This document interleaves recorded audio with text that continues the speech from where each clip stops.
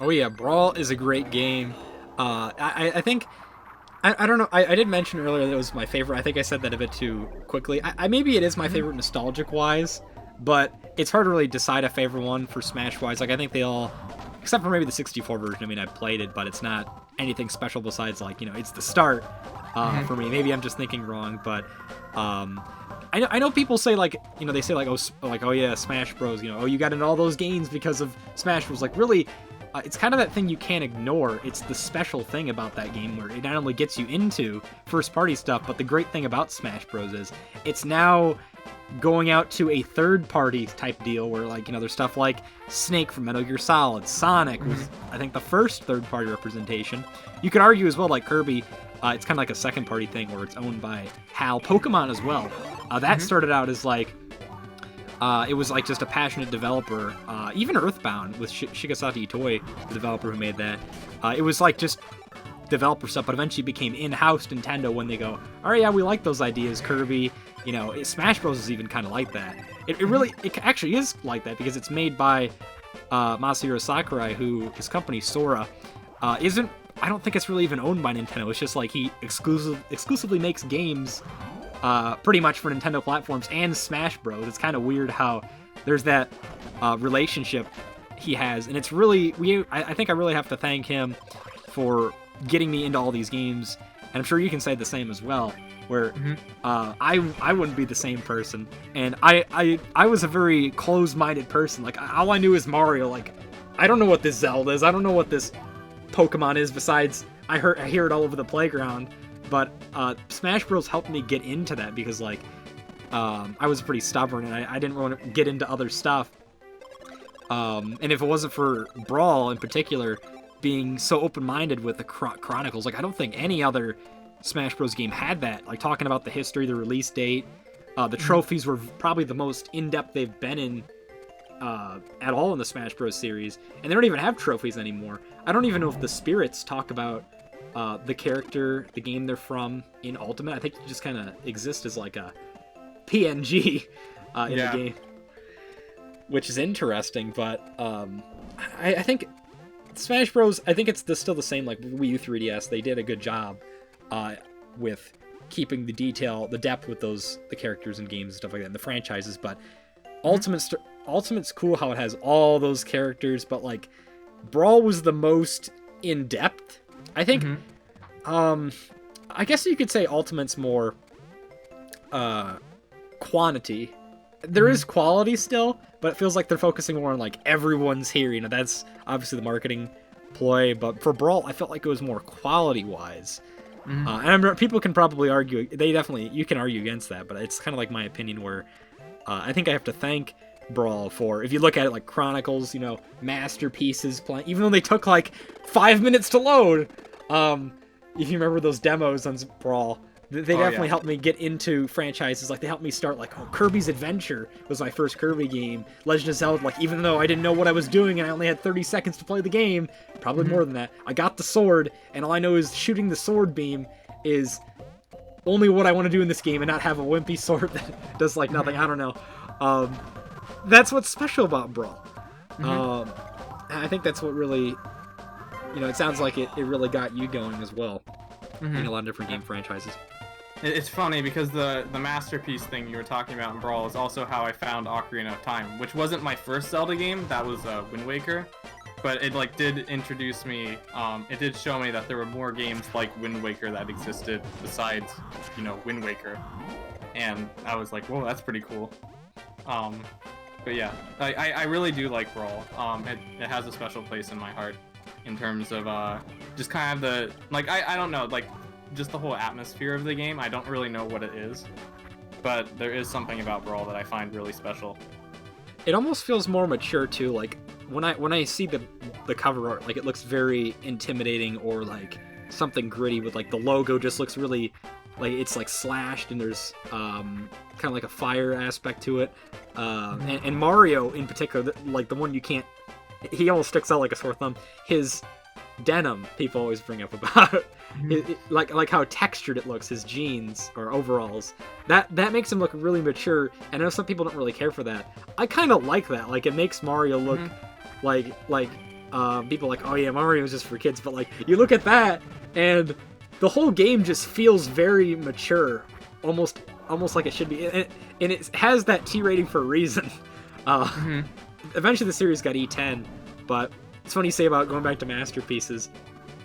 A lot of those games I couldn't play because I didn't have GameCube controllers or classic controllers, and I only had the Wii remote, so I could only play like the 2D platformers. But by the time I finally got a classic controller or a GameCube controller, I couldn't. I didn't really care for them anymore. I'm just like, oh yeah, Super Metroid, Ocarina of Time. Like I don't even know if I played Ocarina of Time, but the ones I did play at least for introductions, like the original Legend of Zelda, Kirby's Adventure, the 15 seconds you had to play Donkey Kong. Yeah. That was really, really short, probably because they knew the game, how short it was, but it's definitely something where you like it more as a nostalgic reason. Like, I remember the masterpieces in Wii U. They didn't even have them in 3DS. Last time I had them in Wii U. I think I played them like once or something, and I didn't really care for them, but it's definitely something you care more about as a kid than like a teen or an adult, or like, oh yeah, I can just play these games now on my 3DS for $5 or Nintendo Switch Online. Yeah. Yeah, I actually don't really remember the Wii U ones. I might have to look that up a bit later. I know they had Dr. Mario and Earthbound, which Earthbound was supposed to be one in Brawl. I think it's actually in the Japanese version. It still exists in the files of Brawl, but it's corrupted, which is interesting because Earthbound was supposed to be on the Wii Virtual Console. I'm a little bit more of an Earthbound fan, I'd say. Like, comparing, like, look at all the special stuff. Like, I think they all have a special place in my heart. I'm trying to get more into Zelda and Fire Emblem again, but I think as you get older, you start to have those favorite series like Kirby. Earthbound's kind of one of them, but that's interesting how Earthbound was supposed to be there, and it did come to the Wii U Virtual Console, but they finally did have Earthbound, I think, as a demo in the Wii U version, and they had some of the same ones like Super Mario Brothers, you know, you can't go wrong with that, maybe Donkey Kong, but I will say the load times to just get in and out of those games were atrocious. Like, I could put up with them as a kid, but even Brawl's load times in general were so jam-packed. Like, I think just getting from the title screen, the game took like a minute or two just to load up, which is interesting. That kind of shows where this is why Nintendo stuck with cartridges and not discs, because cartridge media you can just flash on and off, and the disc you gotta slowly process everything, and I know it's still workarounds and stuff like that, but Nintendo wasn't really entirely wrong with keeping cartridge media with the N64. Yeah, it's interesting. But yeah. Anyways, I don't mind going on tangents. I know I kind of. This has been great. Yeah, great. I'm glad you've enjoying it so far. But let's see. I'm trying to think. Do you have anything else to talk about the video games? Like your start with them, or anything you'd like to explain? I think I explained most of what I had to say.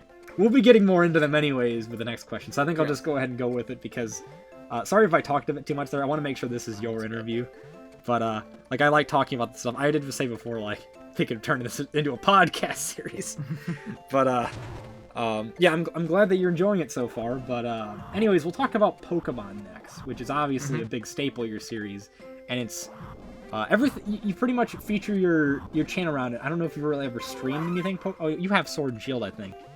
I believe, but it seems like you focus more on streams like variety of games because you do Pokemon so much for your channel. You're saying though? I was gonna say, yeah, I streamed I think Sword and Shield a few times, and maybe like one or two. Oh yeah, Let's Go Eevee. But like, it's not just exclusively Pokemon stuff for streams. Yeah, it's good to get a variety of stuff out there because it can get kind of boring doing the same stuff. But I gotta ask, how did you get into Pokemon? And because I know it's such a big staple and obviously the theme around your channel. Besides animation. Excuse me. I don't remember the exact way I got into Pokemon. I don't even think it was Smash Bros. Because I didn't really remember Pikachu being in Smash Bros. Like, I know it was, but like I never really remembered it. I just remember it kind of always being there during my younger years. So like, I do remember the first Pokemon I remember seeing was like Tailo, ironically enough, not like Pikachu or something like that. But like, I guess I just grew up watching like the show when it came on, and it wasn't like Gen 3, because like I think Gen 3 was like, the Gen 3 anime was what was around when I was like old enough to actually get into Pokemon, and like actually like think about it. But yeah, I grew up watching the anime, and occasionally I would get like a few spin-off games. So like I did most of the Pokemon stuff that we usually did, that a lot of kids do. So I collected a bunch of Pokemon cards. I watched the show a whole lot.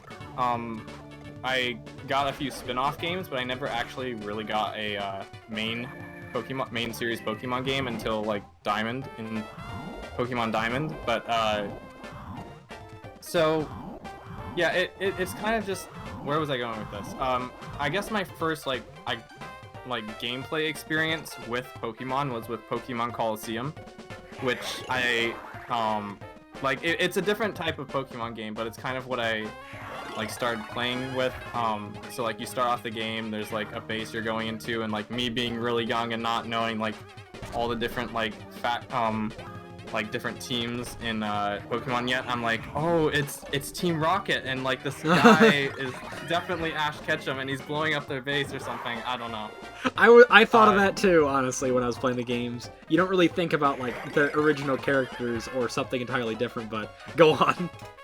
Yeah, so I grew up with Pokemon Coliseum, and ironically enough, I think the reason I started with Pokemon Coliseum is back before like the Poke Ego was a thing, I had like a few favorite Pokemon, and my favorite Pokemon back in the day, like by far, was Entei, because I really liked the third Pokemon movie. That was probably like my favorite piece of Pokemon media back then. So I think like my parents may have got me Pokemon Coliseum because Entei's on the cover of that box art. Anyway, I ended up playing Pokemon Coliseum. When I was really young, I actually grinded most of my favorite Pokemon to level 100 in Pokemon Coliseum, which takes forever because you have to do it, and you just have to like replay all those Coliseum battles over and over again. But anyway, moving on, where was I going with this with Pokemon? So, I guess I could talk about, well, I'll mention this a bit later, but like my first main series game was Diamond, which I got in 2009, ironically after Platinum for some weird reason. And like that's where I started to see like things branch out a little bit. So like I started to like see like it wasn't like Coliseum where you can only get like a specific amount of Pokemon. It's just like you go on the grass, there's a Pokemon there, you can use it, and that was really cool, because I remember in Coliseum I was pretty upset about like not being able to get Pikachu or something. But I'm going off on a huge tangent. But basically, yeah, it was around 2009, I would say, that like because back then I used to switch interests, so like there was a time where I was super interested in Sonic, and there was a time where I may have been super interested in this other thing. Like I think I was even super interested in Bakugan for a while. If you remember what that is, Bakugan Battle Brawlers. Yes, that and Beyblade. Like I would always, and Digimon. Like I would hear all the different stuff that was similar to Pokemon. But yeah, I know what that is. I still hear my friends talk about Bakugan, even though they don't play it anymore. They're like, oh yeah, remember that time I went to the library and we brought the Bakugan stuff? I'm like, I never played that. But That's yeah, so cool though. Yeah, I know what it is. But anyways, you're saying? Yeah, so I kind of went between these different interests for a while, like super hardcore into this particular like franchise. But it was around 2009 that I started to kind of buckle down on like my hardcore like love for Pokemon, because like for me, different people like the franchise for different reasons, and like some people like it for the competitive battling aspect, some people like it for the collecting aspect, some people like it for the story or just the main plot. For me, ironically enough, my favorite thing about Pokemon isn't like the games themselves, because like if I was just judging my entire experience on Pokemon like by the main series alone, like I'm not even sure if Pokemon would be like up there as one of my favorite franchises. The thing that I like about Pokemon is that it is a huge, absolutely huge creative template. You can do so many creative things, whether it's writing a story or coming up with like your own like team of Pokemon with like their own personalities, or like making original characters or making a video. Like the entire franchise has this whole creative spectrum that you can just play around with, and like I find that absolutely incredible. it's like here are features, and here's some like some basic concepts. Just go wild with it. So like even my animation stuff, like Pokemon like leads itself very well into like fan work, and because of that, like I can come up with my own things like the Poke-Ego or my Pokemon World, and kind of have it fit in like a broader spectrum, because like this is my story with Pokemon, or this might be somebody else's story about their Pokemon, or maybe they're doing this particular thing, and like that just kind of blows my mind. And like the fact that there's kind of this like unlimited potential with the entire franchise, kind of I find it absolutely amazing. Oh yeah, definitely. There was a lot of different things I was able to bring up, points up in that, but it's interesting you say about how you as a kid, you kind of did the common thing, you watched the anime, you collected the cards, but you started to get some favorites over time. But it's interesting you said about Pokemon Diamond was your first main series. That was actually mine as well, in 2009 as well, too, which I find... I skipped Platinum as well, and I got into spin-offs. I did end up beating them right away, because as a kid, you only were given so much money, and you're like, oh, you're going to play that and you're going to like it.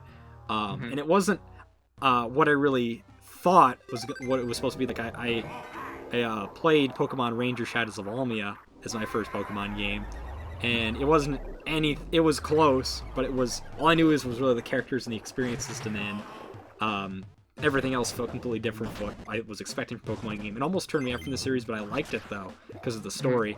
But Colosseum, that game is a lot more like a hybrid of like a main series and a spin-off. And it's funny how you said like, oh yeah, this is Ash Ketchum, the main protagonist of the anime, and like all these people got to be from the anime and stuff like that. You kind of make that connection, but really, you don't. You kind of realize later on like, oh, they're not actually like that.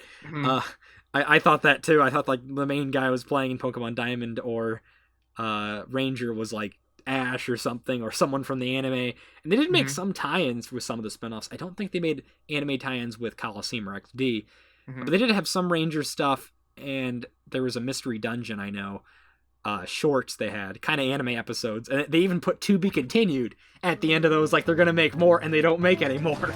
I loved those so much. Like, again, those were like something else I really enjoyed when I was younger, those mystery dungeon anime specials.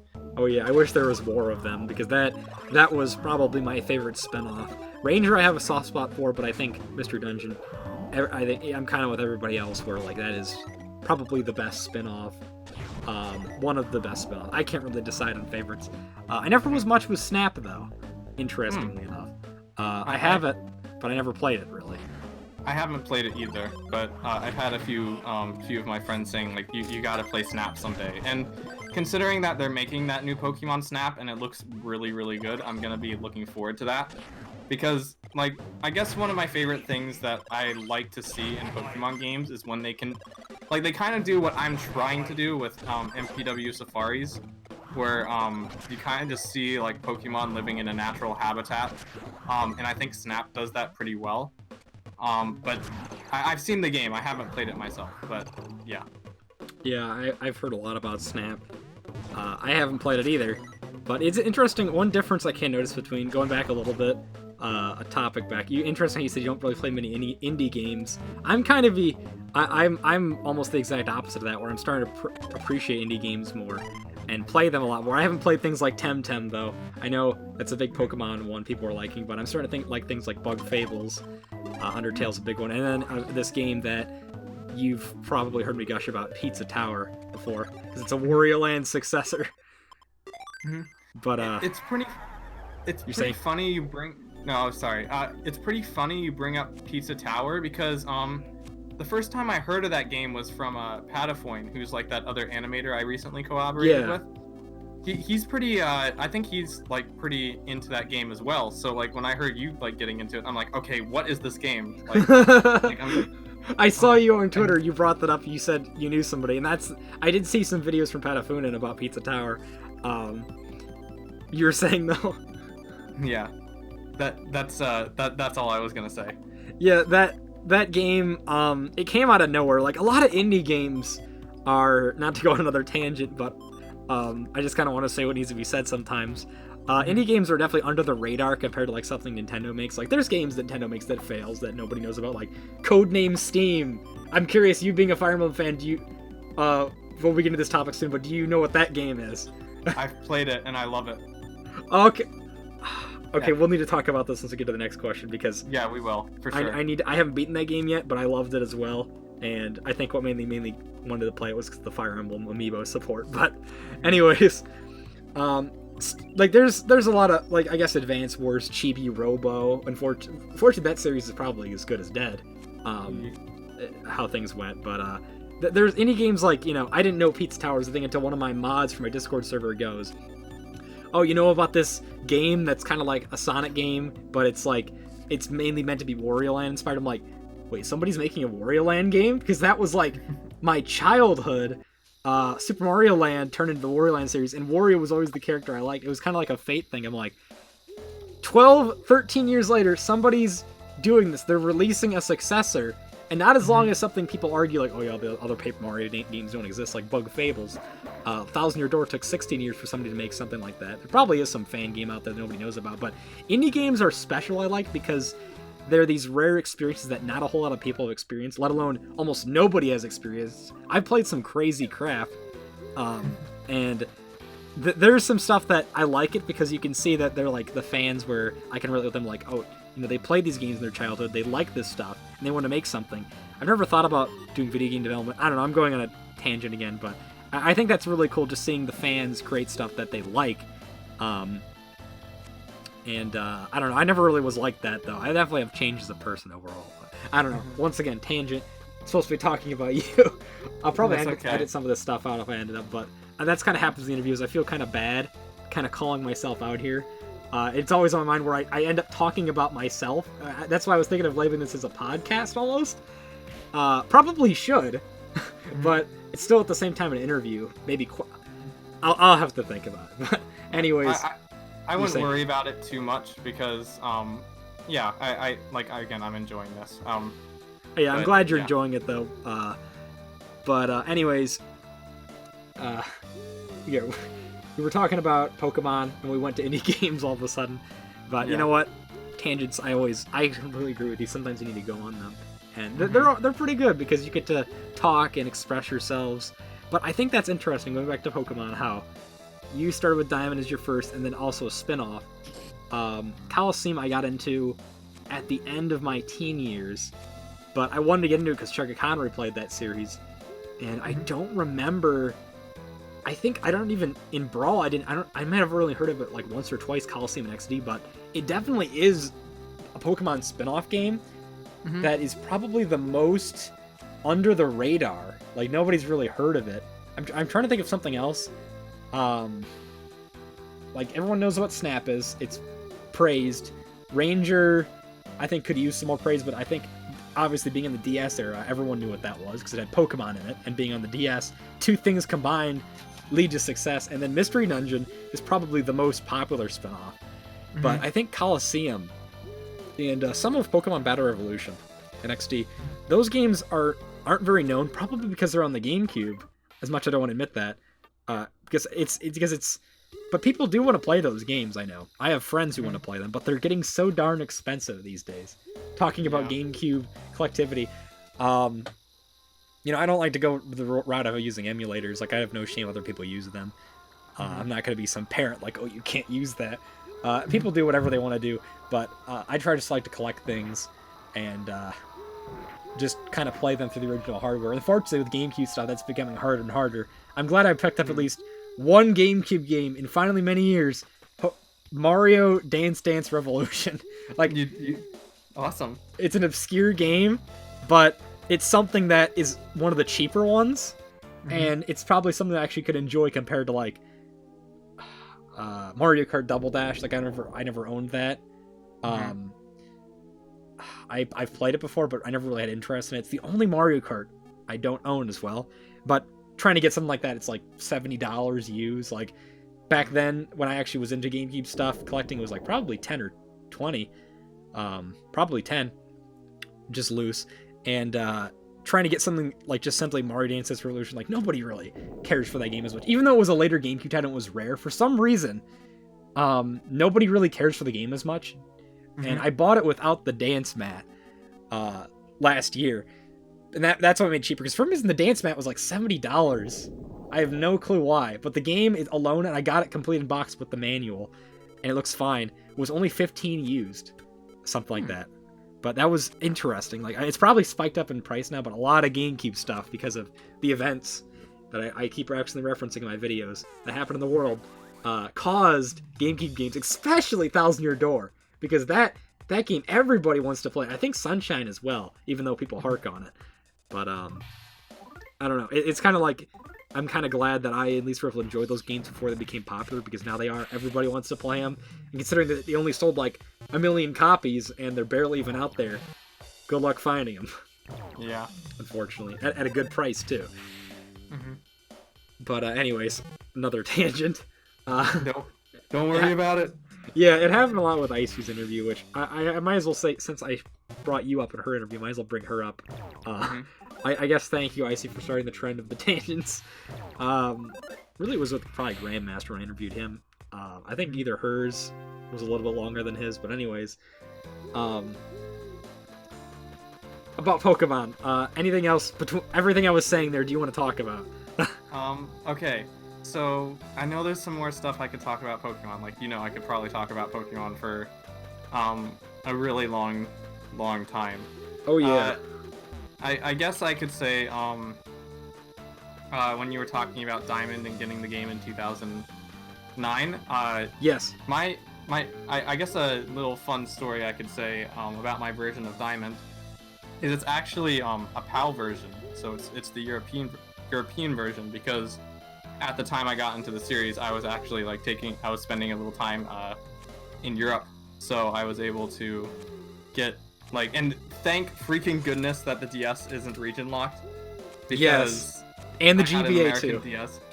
Yes, thank freaking goodness, because like that allowed me to play Diamond easily, and yeah, it was a fun time. I guess what are some other things I could say about Pokemon? I guess I could put it out there because because this is something else regarding Pokemon, is that Black and White is definitely my favorite Pokemon game by a lot, because again, it goes into the whole Pokemon society thing where it's why are we keeping our Pokemon in Pokeballs, and or at least it asks that question, and it gets you thinking kind of about the franchise and how it works, and I think it does that pretty well. Oh yeah, I definitely can agree with you about that. It took a new turn in the series where it started to question, it contradicted itself almost, and it questioned itself. I liked that quite a bit. The whole Black and White game, I have trouble picking a favorite. I would probably go with nostalgia, probably Platinum or Heart Gold, just because Platinum's the definitive edition of Diamond and Pearl. But Black and White, it's up there for me. I could definitely say it's one of my favorites, because not only did it have completely unique Pokemon I've never seen before, that was perfect timing for me. I don't understand what's with this, maybe I'm just thinking too much, really just how things fall into place. Probably it happens to a lot of people in life, they don't think about stuff like that. But anyways, it was perfect how I knew all what these Pokemon already were from the past 4 generations, and when the first time I got to experience a new generation being Black and White, it was awesome having, I think they had 150 plus new Pokemon in the game. Could be wrong about that number. I know they were all new, and then Black and White 2 brought back some older ones I didn't really care for it as much. I liked seeing new things. I thought that was so cool. And then the opening cutscene, I remember the first time I saw it after I slipped my game into my DS, how hyped I was. That game I can definitely say is nostalgic for me as well. But I put it in as soon as I got into the car, my 10-year-old self or 11-year-old self just slipped the game into my DS, and then I saw that opening cutscene, heard the music billow from my speakers, and just how cinematic it was, just seeing the camera angles and just the Pokemon moves, and just showing, I think it was Hope's Dreams. I always remember this saying at the beginning of the game, it was you and your Pokemon, and then it just plays the main theme, and then it sounds so orchestral and impactful. Black and White. I love that game, and I would love to visit it again someday. And it's something I noticed a lot more. That series as well was special because I had a friend who, I think that's when he got into Pokemon again. He started with Red and Blue, even though he's my age. on a GBA or Game Boy. But he mainly got back into Pokemon thanks to Black and White, and I think that series is another reason why I like it as well. Those games. But anyways, that's pretty cool about how you had a PAL game. I can't say the same. I don't think I've never owned a single PAL game. Like I own a Japanese game, or for Japan from the Mother 1+2 collection, which you probably know that's the name of Earthbound. Obviously because of Mother 3. Yeah. But I own, because I was really interested, I should have gotten, I don't know why, I should have picked up a copy of Mother 3. I kind of regret these things. Kind of the same with the GameCube, because that game's it's like double the price it was back when I got that collection game. I got it like complete in box, a little roughed up, but I like how the GBA and DS aren't region locked for whatever reason, but the GameCube was, the Wii was, the N64, SNES, and NES technically weren't, but they were on a physical level. Like you had like little tabs you had to remove. And I know the NES was kind of a funky situation, but like I know the SNES you could just remove tabs from the console, then you could play any game. N64, I think you had to replace the shell of the game to make it not region locked, but they made internal region lockings with the GameCube and the Wii. For whatever reason, not the handhelds though, until the 3DS. I think that's the only region locked handheld the Nintendo's in 3DS, which I find kind of strange. But that's pretty cool how you had a PAL game of Diamond. I've never been to Europe. Or I don't really know where you were, but I know PAL's like Australia, and it could be a lot of areas, but I'm just kind of assuming you probably went to a Europe trip with your family, but yeah, that's interesting. Yeah. I guess one more thing I could say about Black and White, and then we can continue our conversation. But we were talking a little bit about how we're getting older, like on my stream yesterday. You want to know something else that is going to make us feel really old? Go ahead and say it. Black and White turns 10 years old this March. Oh my... In America. So, I was seeing a post online. It was saying about how a lot of stuff is turning an anniversary this year. It's crazy how the GameCube lines up perfectly with that, too. 20 years this year. And... Jeez, Black and White is 10 years. Like, Heart Gold, Soul Silver last year, that hit that, too. And I can't... That made me feel, but now this game, like, I was thinking as a kid, like, man, when Bowser's Inside Story comes to Virtual Console, I'm gonna feel old, and I'm surprised it did come to it, considering Nintendo did the wonky stuff with Virtual Console now, with the Switch, but when it did, I did not expect it to be on the Wii U so soon, but I started, that was probably the first time I started to feel old, when I was like, I think it was like 16 or 17 years old when that game came out on the Wii U, and I was like, man, I started actually thinking about anniversaries for hitting these games, like Galaxy 2 had its anniversary, I think it was last year, 10th. That's another big game for me. Heart Gold, Soul Silver, probably, if I was to pick a favorite, I probably would say that's my favorite main series, but Black and White, that's probably the most impactful Pokemon game for me, if I was to label it. And just because of all the events that happened, I'm not going to talk about too much about it. But like Boy the Game special to me, I think I probably said it before, but that's pretty crazy how it's turning 10 in March too. Like March is always a weird month for me because that's when I'll just say it's when my birthday is, and that game came out like I think either just before, I don't remember, it was like the 10th or something, or like the 20th. It was a weird month, but Black and White was a huge game for me. And something interesting, I want to bring this about that game, I probably will forget to say it. I don't remember, the advertisements in America for Black and White didn't have a release date. I could be wrong about this, but I remember, for some reason, that game not having a release date in the advertisements. Normally every Nintendo game does. But I was confused, like, alright, when's the game coming out? Like, normally when I see an advertisement, like, that tells me it's coming out soon, and I would look at a release date. But I had to ask, thankfully a close friend of mine, he had access to the internet at the time. I never really had internet. I had dial-up and garbage. That really isn't a good way to... All I had was, like, by print and advertisement stuff on TV. But thankfully, he told me the date was coming out, and it kind of lined up with, like, a day something was happening with one of my family members, and after that we went out to eat, and then as soon as we got out to eat later that night before the stores closed, I got a copy, and I then experienced probably one of the most impactful Pokemon games in my life, which is so cool. That's so cool, and the fact that, like, you remember what was going on during that time, I also think speaks a lot of volumes. It like, I love when you have, like, you remember, like, a particular part of your life, or you remember this particular event, when you were playing this game. I just think that's a really cool thing. Yeah, exactly. Like, I guess I could go a bit more into detail. Like, that was the day. It was kind of like a weird day. It was kind of like a day of mourning because I went to my great-grandma's funeral that day, oddly enough, when the game came out. But it was raining that day, but at the same time, I was looking forward to Pokemon Black and White, as sad as that is, considering it was somebody's funeral. But, you know, we wanted to eat as a family to just kind of get the bad times on my mind. But it's funny you say that, because I always kind of take for granted, like, oh, all these people, like, they always show these videos, like, oh, we're going to the launch for Pokemon in New York City store, you know, or the Pokemon Center. And I always kind of like, oh, man, I wish I was there. But now that I think about it, like, my memories alone are just as valuable, if not they can be more valuable than